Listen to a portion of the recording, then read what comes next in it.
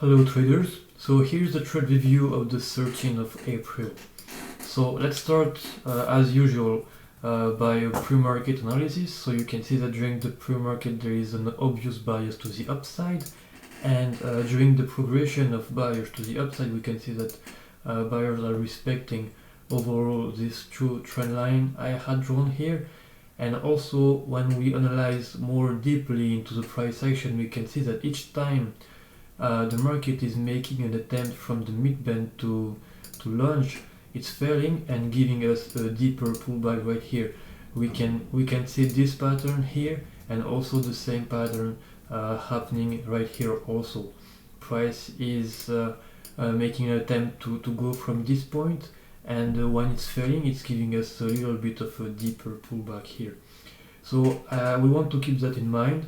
We don't really know at this point if this is going to be something relevant during the trading day. We just want to keep that in mind when we'll trade today. So when we are close to market open, we can see that finally buyers felt to continue to the upside, and we're having a little bit of a push from sellers. But you can see that sellers are not very convincing enough, and in addition to that they're giving us a head and shoulder pattern, which is a reversal pattern in this kind of market. So yeah, sellers are not strong, they're not convincing, and this all deeper pullback is just a consolidation of this overall move right here. So we can see that during market open we broke the trend line here, the frequency trend line of sellers, and we're having a little bit of a push from buyers. So that's a really good sign, and what we're expecting is previously I had my resistance area drawn up here. So what we could expect at this point is a retest of this resistance area. So I decided to take a trade at the mid-band because of many reasons. First, we had this seller's trend line broken.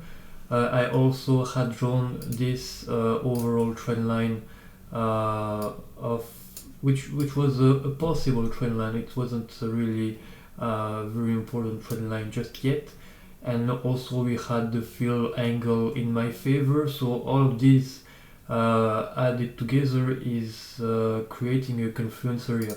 So this trade is a good trade to take for a retest of this resistance area, and due to all of what I saw, it's a good place to take your trade, even if when you see this kind of strength which is not really compelling, the place to take a trade is here because of all of this confluence area. So you can see that I made a nice 2 points on this trade, and when the price pulled back again, I had two options at this point. I was expecting this market to go and trend again back to the upside, or at least make an attempt to go and offer me a place to take my profit before it fails. At this point I decided to wait before entering into the trade, and when I saw that the price was forming an edge and slowing down at the mid-band and trying to respect this blue frequency line here, I decided to put the plug on it because there was still potential for this market to go back to the upside, even if it's not for 100 points, but even for a retest of the previous highs. When I saw that the market was still consolidating around the mid-band, and when I saw this reversal bar, I decided to close my position and minimize my risk at one tick. So because I knew that this market still has a chance to give me a deeper pullback at this point, or even fell back to the downside. Because overall, when you look at this market overall, let me show my other chart. You can see that this continuation is not very strong when you see what happened during the pre-market activity. So you might want to be careful with this.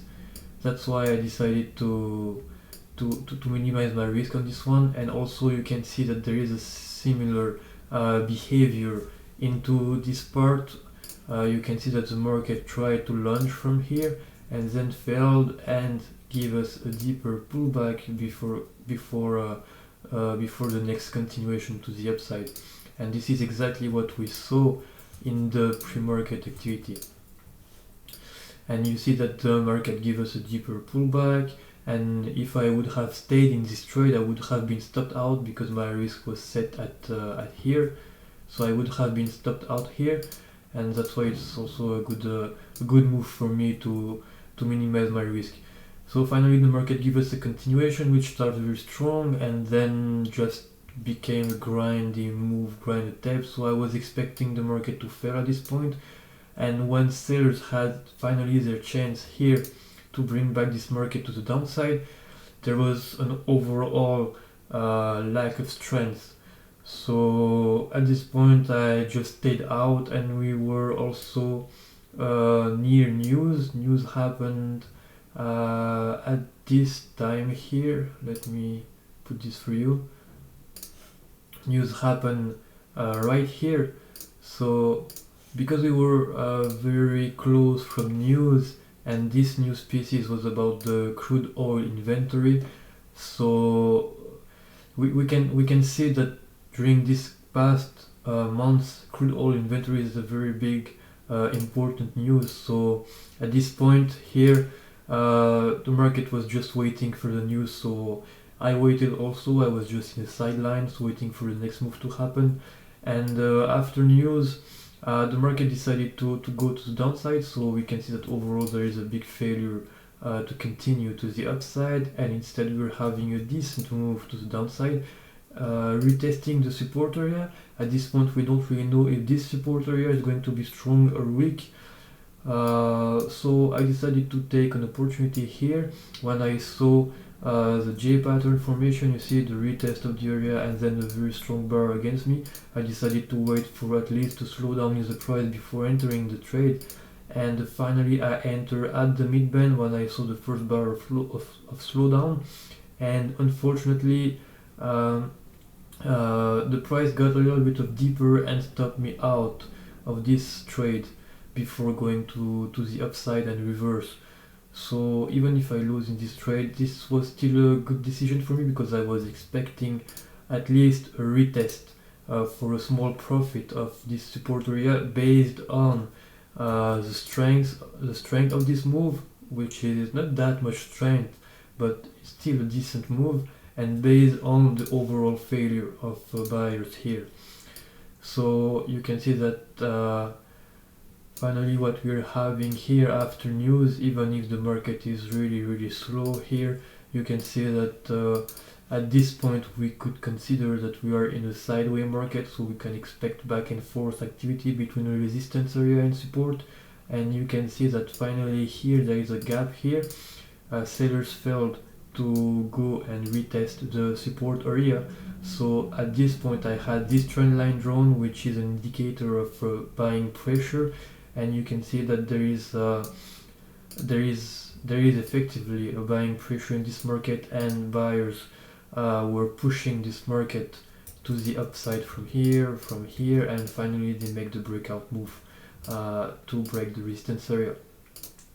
So that's it for today. I finally took 3 trades, 1 winner of 2 points, 2 losers, 1 small loser of 1 tick, and 1 full loser of 1.25. So I ended up positive today, positive of 2 ticks, which is almost kind of break even, so I didn't really maximize the day, and there was not that much of potential to make profit today. So that's it for today. Don't hesitate if you have any question, and thank you for watching.